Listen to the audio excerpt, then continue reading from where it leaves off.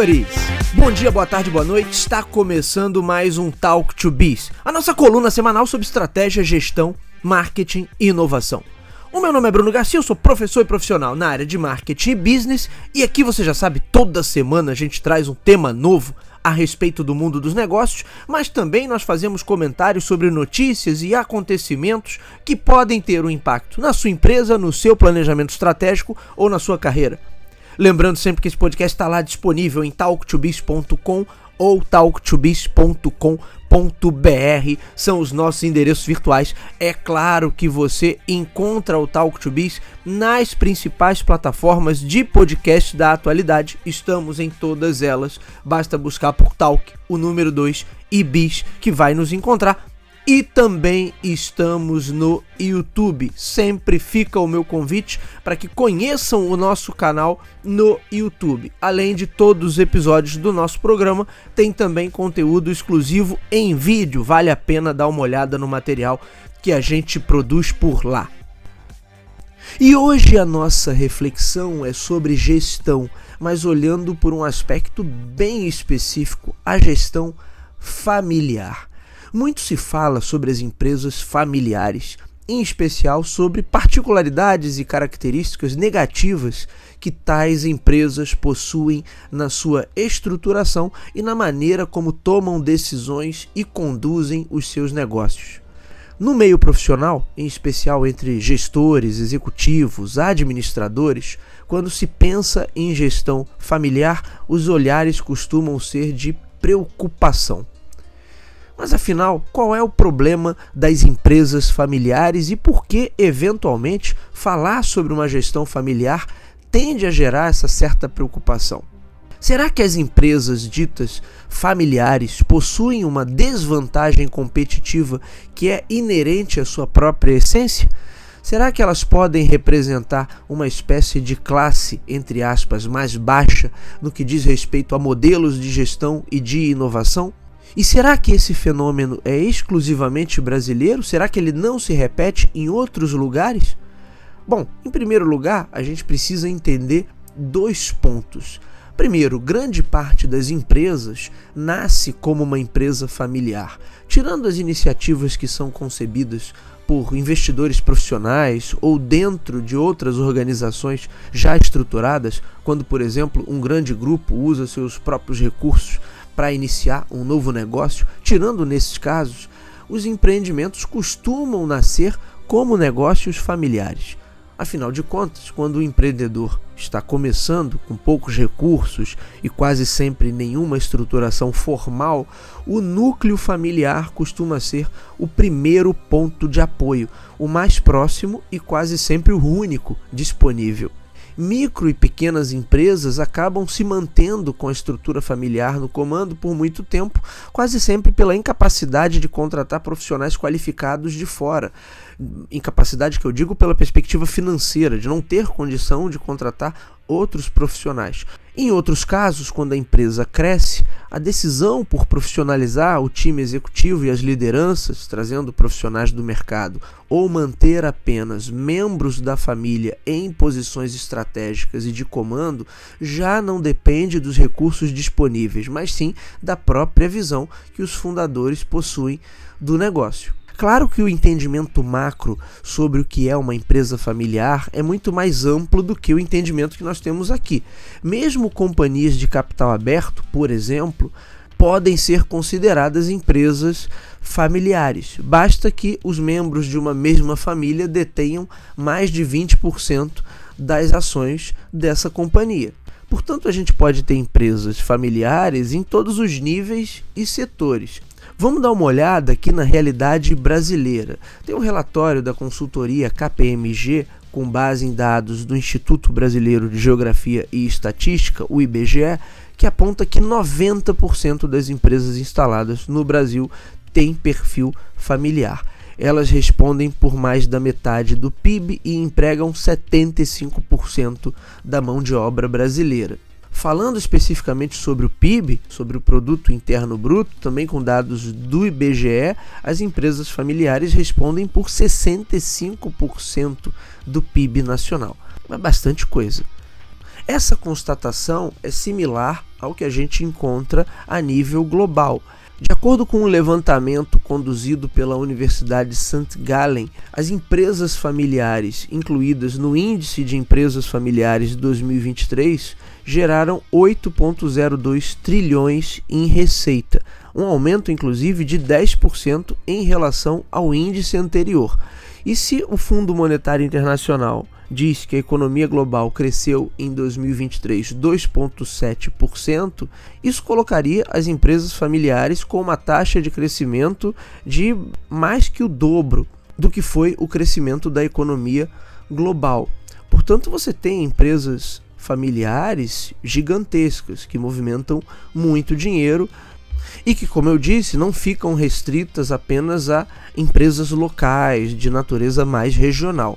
Mas então, qual é o desconforto gerado quando se fala em empresas familiares?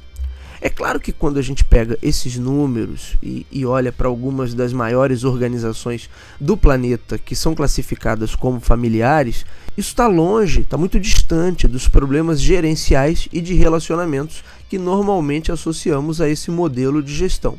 A preocupação dos profissionais brasileiros com as empresas familiares tem relação com muitos tópicos que já tratamos aqui em episódios passados. Uma gestão confusa, a mistura entre questões pessoais e questões profissionais, poucas oportunidades de crescimento, um entendimento quase feudal dos negócios e o despreparo absurdo do corpo gerencial e diretivo, além de uma mesquinheza padrão, um comportamento e um tratamento rasteiro dado ao negócio como um todo, sem falar na politicagem familiar, que acaba sendo um forte vetor esse que acaba orientando boa parte das decisões importantes.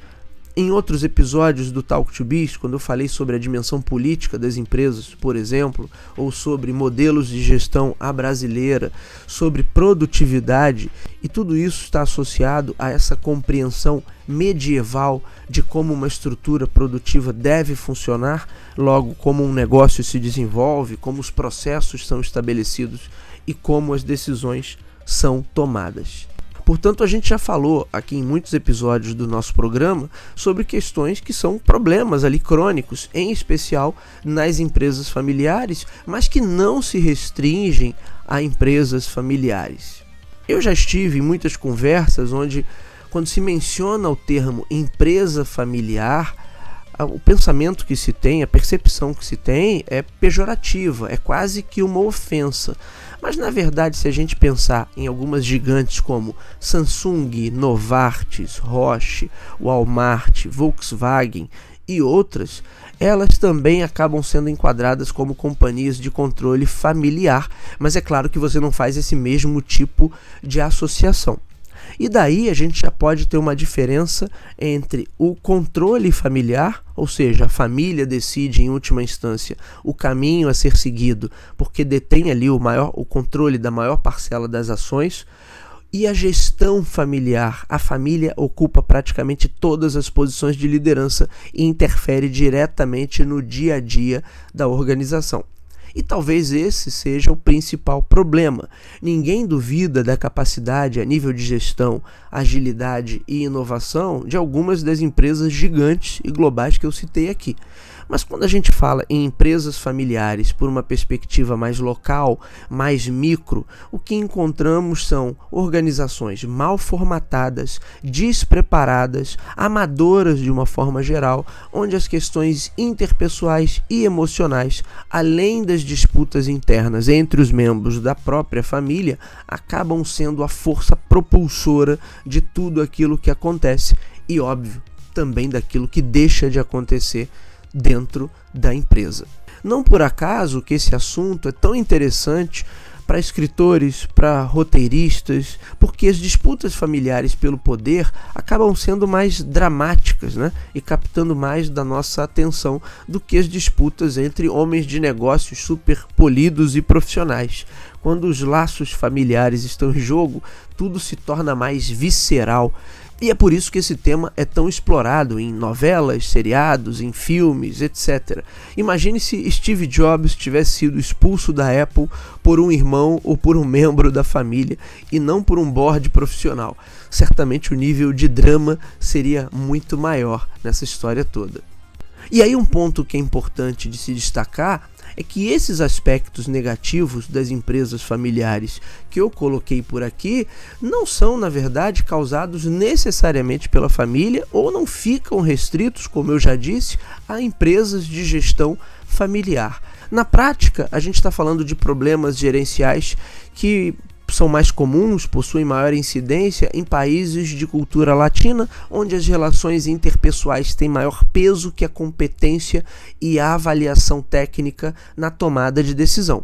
E no Brasil, como a gente já viu em outros programas, essa é uma questão recorrente. Mesmo em empresas não necessariamente familiares, esse tipo de vício continua. Quem nunca ouviu a frase "aos amigos tudo, aos adversários o rigor da lei"? Por isso, por aqui, acaba prevalecendo uma gestão orientada à manutenção de grupos, de interesses, de políticas, de privilégios e de relações de confiança, muito mais do que uma gestão orientada a resultados.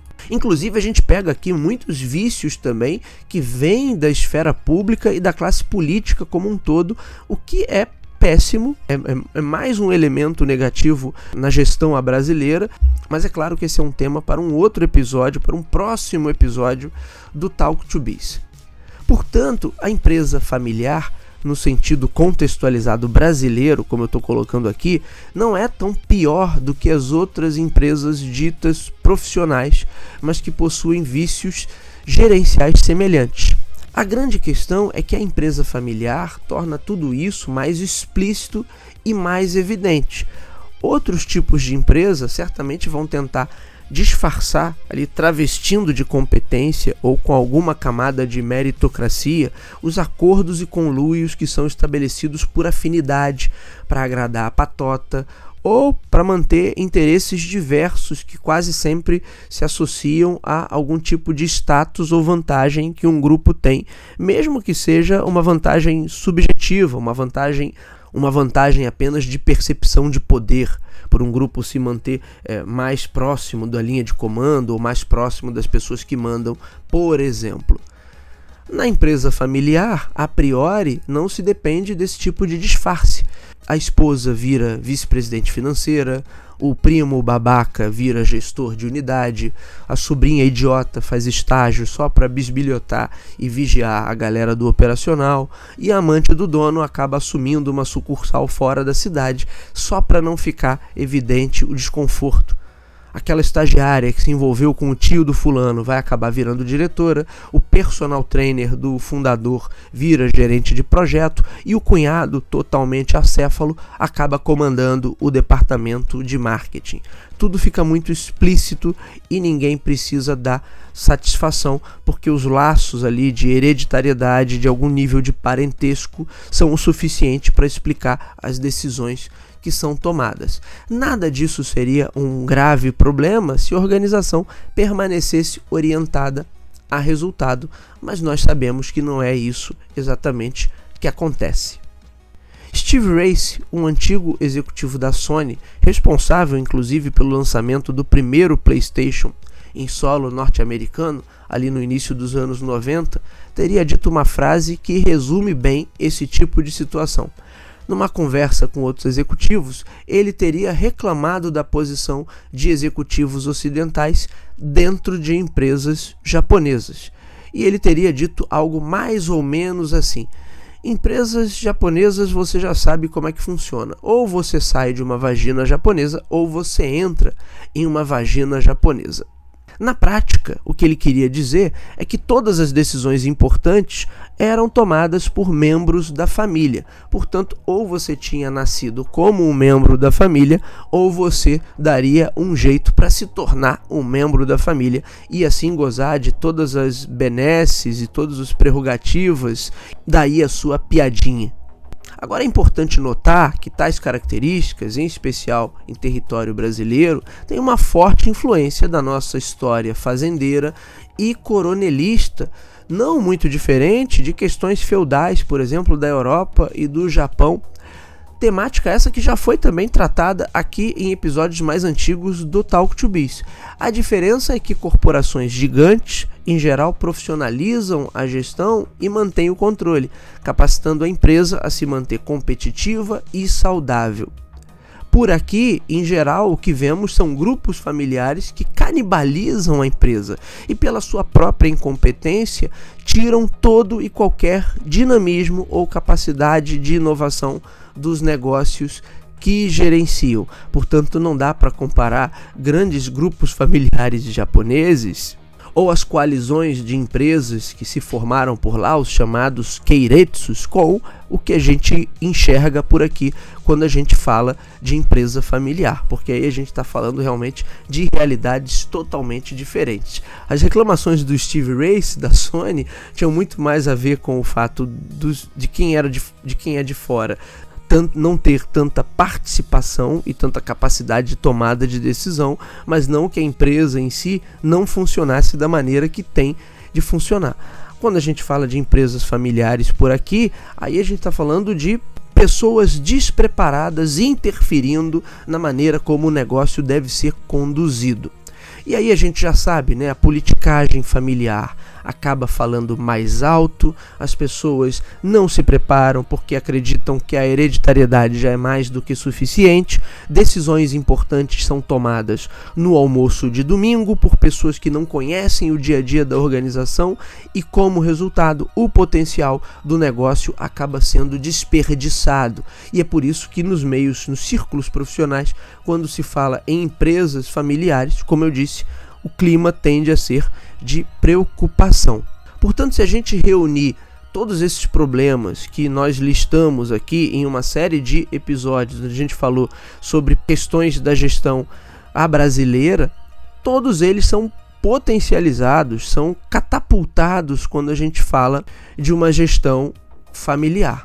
Agora, essas características da gestão familiar, elas estão presentes em praticamente todas as outras empresas. Primeiro que as empresas familiares já são a esmagadora maioria, mas naquelas poucas que não se enquadram exatamente como empresas familiares, os mesmos vícios acabam sendo encontrados. Portanto, a gente pode encerrar essa reflexão de hoje com duas questões, uma boa e uma má, né? Aquela história da boa notícia e da má notícia. A boa notícia é que o fato da empresa se enquadrar como uma organização familiar não necessariamente a coloca em situação de desvantagem. Como nós vimos, uma parcela considerável de grandes grupos globais são grupos familiares. Agora, a má notícia para nós brasileiros é que a nossa incompetência crônica e o amadorismo com o qual lidamos com quase tudo à nossa volta não tem relação com famílias estarem ou não no comando, mas sim com outros aspectos que estão entranhados na nossa cultura. Por isso mesmo, pouca diferença faz termos empresas de constituição mais ou menos familiar na sua essência, já que é bem mais provável que elas cometam erros semelhantes. Procure reparar como esses vícios são os mesmos. Os grupos familiares apenas não costumam fazer qualquer questão de esconder a sua própria incompetência. E é por isso que, se há algum tipo de disfarce em outros tipos de organização, nas empresas familiares, tudo isso é jogado diretamente na nossa cara. E isso tudo é uma lástima. Por quê? Nossos vícios gerenciais e o nosso despreparo na condução de projetos criam um prejuízo absolutamente incalculável para a nossa economia, para a nossa sociedade. Quando eu falo incalculável, não é força de expressão. É impossível calcular o tamanho de desperdício e o quanto de oportunidades são jogadas pelo ralo quando a gente gerencia mal quase todos os aspectos da nossa economia. Todos nós pagamos essa conta, mesmo quem não é convidado para o almoço de domingo. Muito bem, senhores, esse foi o nosso Talk to Biz de hoje. O meu nome é Bruno Garcia, você me encontra nas principais plataformas sociais. Bruno Garcia no LinkedIn, Bruno_Talk to Biz no Instagram e também no Threads. O nosso programa, você já sabe, está disponível nas principais casas do ramo. e nos principais aplicativos de podcast da atualidade você nos encontra. Basta buscar por Talk, o número 2 e Biz, que você vai nos encontrar. É claro que você pode ir direto na fonte talktobiz.com ou talktobiz.com.br. Sempre fica o meu convite para que conheçam também o nosso canal no YouTube. E por fim, fica aquele meu pedido: se você acompanha o nosso conteúdo, ele agrega valor ao seu dia a dia, aos seus estudos, à sua tomada de decisão, compartilhe. Vamos atuar nessa corrente do bem, levando conteúdo qualificado sobre estratégia, gestão, marketing e inovação a um número cada vez maior de ouvintes. É isso, meus amigos. Hoje ficamos por aqui. Nos vemos na semana que vem. Um abraço a todos. Até lá.